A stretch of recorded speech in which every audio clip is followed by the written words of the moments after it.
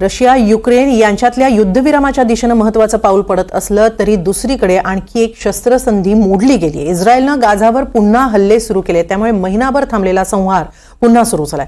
आमच्या सगळ्या ओलिसांची सुखरूप सुटका होत नाही, त्याची हमी जोपर्यंत मिळत नाही तोपर्यंत आम्ही हल्ले करत राहू असा इशारा इस्रायलनं दिला आणि मंगळवारी या हल्ल्यांना सुरुवात केली।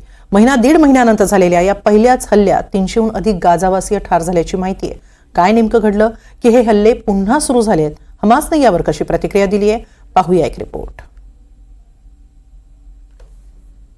इस्रायलनं मंगळवारी पहाटे पुन्हा गाझा पट्टीवर हल्ला चढवला। यात सुमारे 300हून अधिक पॅलेस्टिनींचा मृत्यू झालाय। यात महिला आणि मुलांचाही समावेश असल्याची माहिती रुग्णालय प्रशासनानं दिली आहे। जानेवारीपासून सुरू झालेली शस्त्रसंधी अखेर इस्रायलकडून मोडण्यात आली आणि 17 महिन्यांचं हे युद्ध पुन्हा सुरू झालंय। शस्त्रसंधीच्या वाटाघाटींमध्ये आलेली स्थगिती, हमासचा बेजबाबदारपणा यामुळे आपण हे हल्ले पुन्हा सुरू करण्यास आदेश दिल्याचं इस्रायलचे पंतप्रधान बेंजामिन नेतान्याहू यांनी म्हटलंय। तसंच ही कारवाई अशीच पुढे सुरू राहील असा इशाराही दिलाय। धक्कादायक म्हणजे शस्त्रसंधीसाठी पुढाकार घेणाऱ्या अमेरिकेच्या ट्रम्प प्रशासनानं याबाबत आपण आढावा घेतलाय आणि इस्रायलच्या कारवाईचं समर्थन करतो असं जाहीर केलंय। तर हमासनं या इस्रायली हल्ल्याचा निषेध केलाय। तसंच इस्रायलच्या या आतताईपणामुळे त्यांनी त्यांच्याच ओलिसांच्या जीविताला धोका निर्माण केलाय असाही आरोप केलाय। एकीकडे हमास इस्रायलमध्ये तणाव वाढलाय तर दुसरीकडे याचा थेट फटका बसलाय तो सामान्य पॅलेस्टिनींना। 15 महिन्यानंतर घरी परतलेले गाझावासीय रमजान महिना साजरा करतायत आणि त्यातच हे हल्ले पुन्हा सुरू झालेत। या नव्या हल्ल्यांमध्ये पॅलेस्टिनी नागरिकांसह पोलीस, कारागृह प्रशासनाचे कर्मचारी, अधिकारी, महिला, मुलं ठार झालेत। गाझामधील नागरी शती रेफ्युजी कॅम्पमधील एका कारागृहावरही हल्ला झाला। यात 100हून अधिक जण मारले गेले।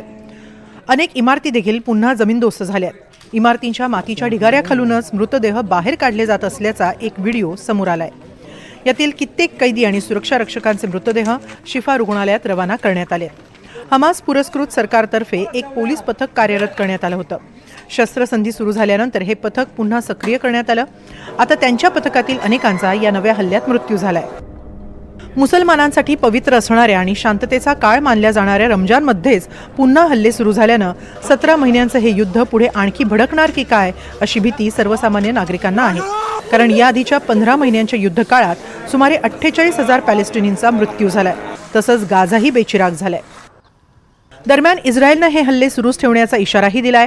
जोपर्यंत सर्व ओलिसांच्या सुरक्षेची हमी मिळत नाही, त्यांच्या सद्यस्थितीची माहिती मिळत नाही, तोपर्यंत इस्रायल हे हल्ले सुरूच ठेवणार असं सांगितलं जात आहे। इस्रायली प्रसारमाध्यमांनी दिलेल्या माहितीनुसार इस्रायलचे संरक्षण मंत्री इस्रायल कात्स यांनी एक निवेदन जारी केलंय आणि या हल्ल्यांची माहिती दिली आहे। यात त्यांनी गाझामध्ये पुन्हा नरकाचं द्वार खुलं होईल असा इशारा दिलाय।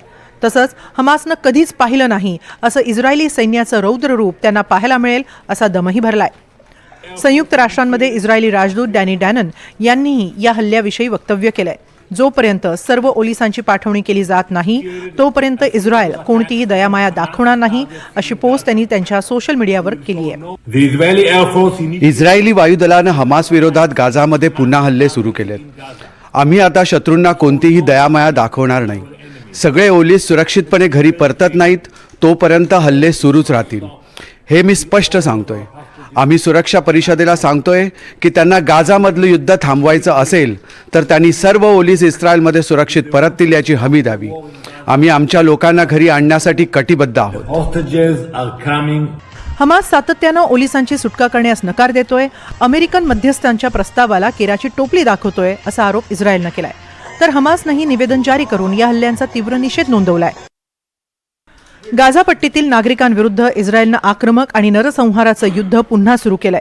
नव्यानं वाढलेल्या तणावाच्या परिणामांसाठी इस्रायल पूर्णपणे जबाबदार आहे। नेतान्याहू सरकार जाणून बुजून शस्त्रसंधीचं उल्लंघन करत आहे आणि गाझामधील त्यांच्या ओलिसांच्या जीविताला धोका निर्माण करत आहे। हमासनं पुढे जात संयुक्त राष्ट्रांनाही आवाहन केलंय। संयुक्त राष्ट्रांच्या सुरक्षा परिषदेनं इस्रायलला त्यांचं आक्रमण ताबडतोब थांबवण्यास सांगावं, गाझापट्टीतून पूर्णपणे माघार घेण्याचं आवाहन करणारा ठराव अंमलात आणावा, यासाठी तातडीनं बैठक बोलवावी अशी मागणी हमासनं केली आहे। शस्त्रसंधीचा 1-1.5 महिना कसाबसा निभावल्यावर आता हे युद्ध पुन्हा सुरू होत असल्याची चिन्ह दिसू लागली आहेत। हे हल्ले सुरू करण्यापूर्वी काही दिवस आधी इस्रायलनं गाझाला होत असलेली आंतरराष्ट्रीय मदतही रोखली होती। त्यावर हमासनंही फार काही हालचाल केली नाही। इस्रायलचा आडमुठेपणा, हमासचा हट्ट या सामान्य पॅलेस्टिनींचा मात्र पुन्हा बळी जाऊ लागलाय। Bureau report NDTV Marathi.